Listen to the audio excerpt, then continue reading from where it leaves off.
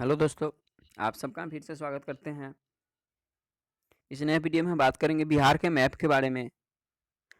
ये हमारे बिहार के मैप का ये एक स्पेशल वीडियो है। आप इसे देखें और यहाँ से जो भी प्रश्न बनते हैं, हमने उन सभी प्रश्नों को देखने का प्रयास किया है। तो आइए शुरू करते हैं वीडियो को। ये अभी हमारे सामने जो है, वह बिहार का मैप है। हम अगर देखें कि बिहार के क्षेत्रफल को, तो ये जो यानी कि पूरा का पूरा हिस्सा है बिहार का, ये हिस्सा की हम अगर बात करें तो इसका क्षेत्रफल जो है वह 94,163 है, यानी कि 94,163 वर्ग किलोमीटर में जो है वह हमारा बिहार राज्य फैला हुआ है। और यह बिहार का जो वर्तमान स्वरूप है वह 15 नवंबर 2000 ईस्वी को, जब झारखंड को बिहार से अलग किया गया, उस समय से यह वर्तमान स्वरूप बिहार का हम लोगों के सामने है।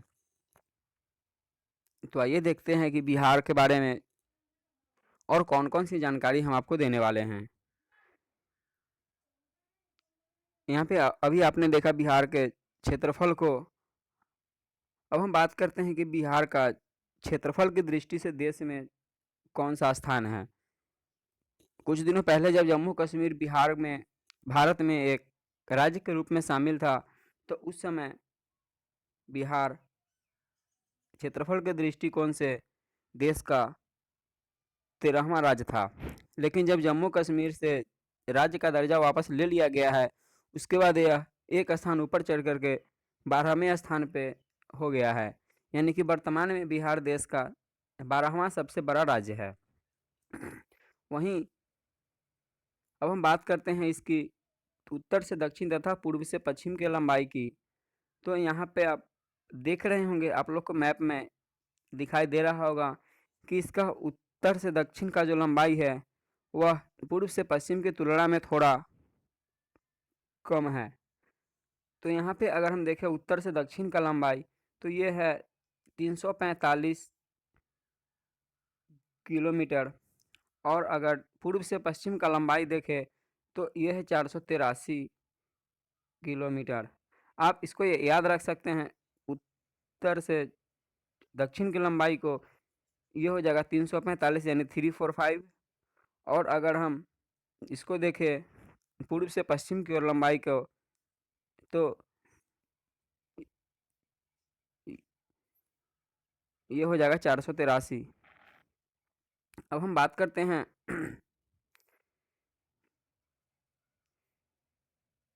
ये जो आपको हरे रंग का दिख रहा होगा बीचों बीच, यह जो है वह गंगा नदी बिहार के बीचों बीच से होकर के बहती है। और यह बिहार को दो बराबर भागों में, उत्तरी बिहार और दक्षिणी बिहार के रूप में विभाजित करती है। यानी कि बिहार को दो हिस्सों में बांटती है। एक तरफ उत्तरी बिहार, यानी कि ऊपर के हिस्से को उत्तरी बिहार कहते हैं और नीचे के हिस्से को दक्षिणी बिहार कहते हैं। अब हम देखते हैं कि बिहार का सबसे बड़ा जिला कौन है। तो वो जो है बिहार का सबसे बड़ा जिला वह उत्तरी बिहार में स्थित है। और आप यहाँ देख रहे होंगे कि यह जो हिस्सा है, यह हिस्सा जो कि पश्चिमी चंपारण है, और यह क्षेत्रफल के दृष्टिकोण से बिहार का सबसे बड़ा जिला है। और उसी प्रकार बिहार के सबसे छोटे जिलों को देखें तो वह यहाँ पे आप देख रहे होंगे, यह जो है यहाँ पे शिवहर जिला, यह क्षेत्रफल के दृष्टिकोण से बिहार का सबसे छोटा जिला है। अब हम जनसंख्या के हिसाब से देखें तो बिहार की राजधानी जो पटना है, वह जनसंख्या के हिसाब से सबसे बड़ा जिला है। यानी कि बिहार में सबसे ज़्यादा जनसंख्या पटना की है। और अगर सबसे कम जनसंख्या की बात करें तो बिहार से सटा हुआ यहाँ पे आप देख रहे हैं शेखपुरा जिला, यहाँ बिहार में सबसे कम जनसंख्या निवास करती है। आप इसको इस तरह से भी याद कर सकते हैं कि क्षेत्रफल के दृष्टिकोण से जो भी सबसे बड़ा और सबसे छोटा जिला है वह उत्तरी बिहार में स्थित है। और जनसंख्या के दृष्टिकोण से जो भी सबसे बड़ा छोटा जिला है वह दक्षिणी बिहार में स्थित है। तो अगर आपको ऑप्शन आए और उसमें अगर उत्तरी दक्षिण बिहार के जिला के बारे में आपको ज्ञान है तो आपको काफ़ी हद तक सहूलियत होगी इस प्रकार के प्रश्नों को बनाने में। अब आइए देखते हैं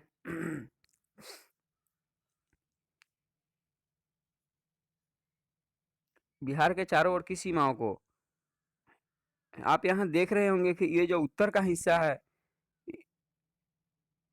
यह हिस्सा भारत की अंतर्राष्ट्रीय सीमा है और यह नेपाल से अपनी सीमा साझा करती है।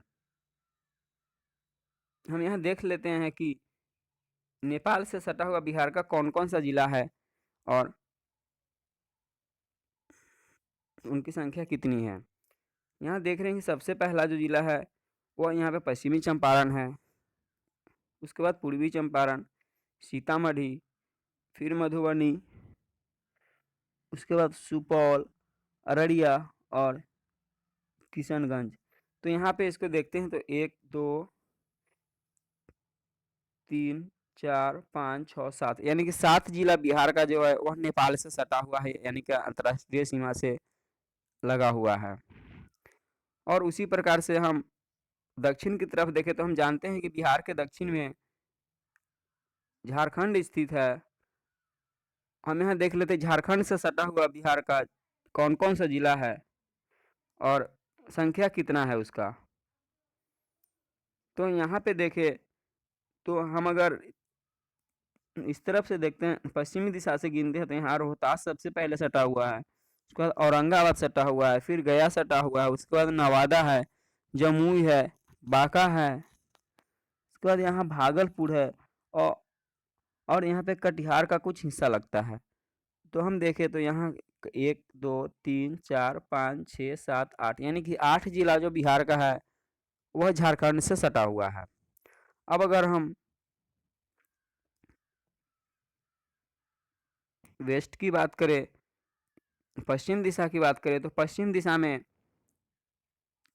उत्तर प्रदेश स्थित है और यहाँ देख रहे हैं कि पश्चिमी चंपारण, उसके बाद गोपालगंज, सिवान, सारण, भोजपुर, बक्सर और कैमूर, यानी कि इतना जिला जो है वह उत्तर प्रदेश से लगा हुआ है।